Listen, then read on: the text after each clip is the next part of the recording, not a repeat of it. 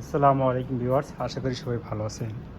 তো আজকে একটি ওয়াশিং মেশিন খুলে নিয়েছি। এখানে দেখেন, যারা এই ধরনের ওয়াশিং মেশিনের কাজ করতে চান, যেগুলো আপনাদের জানার প্রয়োজন, এই হচ্ছে মাদারবোর্ড, আর এই হচ্ছে আপনাদের যে ওয়াশ আপনার কাপড় শুকানোর জন্য এটা পুরাটাই কিন্তু এই ড্রামটা ঘুরে। হ্যাঁ, তো আমি এটা পুরাটাই খুলে নিয়েছি। আসলে কিভাবে খুলেছি এবং কিভাবে ফিটিং করবো এখন আমার মাথায় ধরতেছে না। যে যাই হোক, মানে এটা হয়ে যাবে ইনশাল্লাহ। তো এই হচ্ছে আমাদের মেশিনটার ভিতরে কি কাজ এবং কোথা থেকে কি কাজ করে আপনাদের একটু দেখানোর চেষ্টা করতেছি।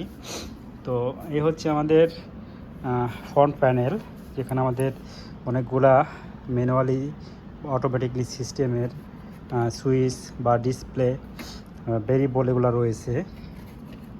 তো এটা অলরেডি লাইন দেওয়া আছে।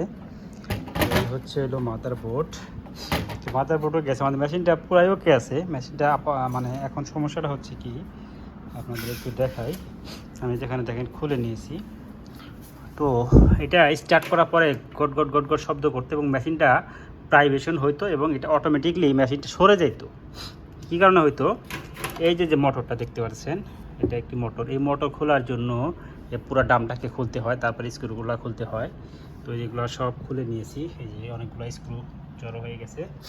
তো এই হচ্ছে আমাদের মোটর, যেটা আপনার হাই স্পিডে ঘুরে এবং এই মোটরটাই কিন্তু এই ড্রামটা ঘুরায় এবং এটা হাওয়া তৈরি করে। একটা মোটর থেকেই সব কিছু হয়, ঠিক আছে।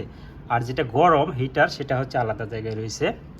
তো এই যে এখানে আমাদের যে সমস্যাগুলো হয়, কী কারণে এই সমস্যা হয় আপনারা দেখেন। এই যে কাঁচরাগুলো দেখতে পাচ্ছেন, ময়লা, এই যে ময়লা, এই যে একটা ফোম আছে, এই ফোমটার ভিতরে ময়লা এবং যেখানে যে ময়লা, ঠিক আছে, এই ময়লার কারণে হাওয়া ঠিক মতো পাস করতে পারে না, বিদায়ী আমাদের মোটরটা অতিরিক্ত গরম হয়েছে। গরম হওয়ার কারণে এখানে দেখেন আমাদের কয়েলটা পুরা ভাব এসে গেছে, ঠিক আছে, মনে হয় পুড়ে গেছে। তবে আমি চেক দিলাম যে কয়েলটা ভালো আছে কি না। আমি লাইন দিয়ে দেখলাম আপনাদের কয়েলটা ভালো আছে, কয়েলটা চলতেছে, ঠিক আছে, সমস্যা নাই।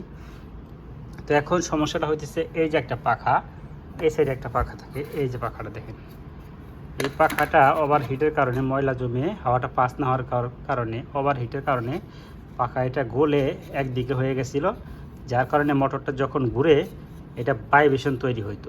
মোবাইলের মধ্যে যে ভাইব্রেশনের মোটর আছে, এক সাইড করা আর কি, ওয়েট করা, তো সেরকম হয়ে গেছিলো। যার কারণে এটা ভাইব্রেট হইতো, যার কারণে এটাকে দৌড়াদৌড়ি করতো। ওকে, এই যে মোটরটা আমি খুলে নিয়েছি, মেশিনটা যে পাওয়ার দেওয়া আছে। আমি আপনাদের এখন একটা লাইন দিয়ে দেখাই। এই যেখানে দেখেন,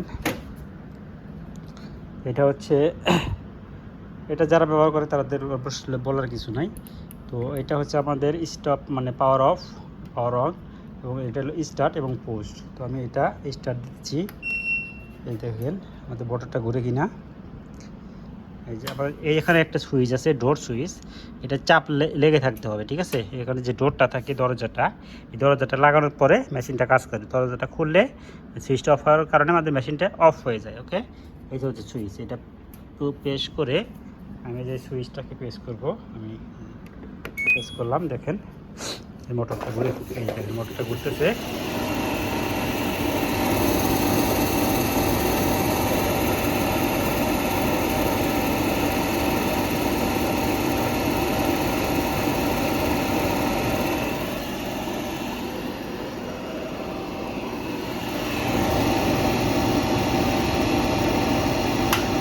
ছেড়ে দিলাম, দেখেন আমাদের মোটরটা অফ হয়ে গেছে।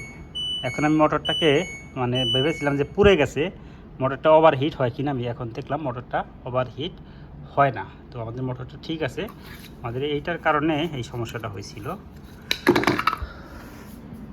এই ধরনের মেশিন সম্পর্কে যদি আপনাদের কিছু জানার থাকে, অবশ্যই আপনারা কমেন্ট করতে ভুলবেন না।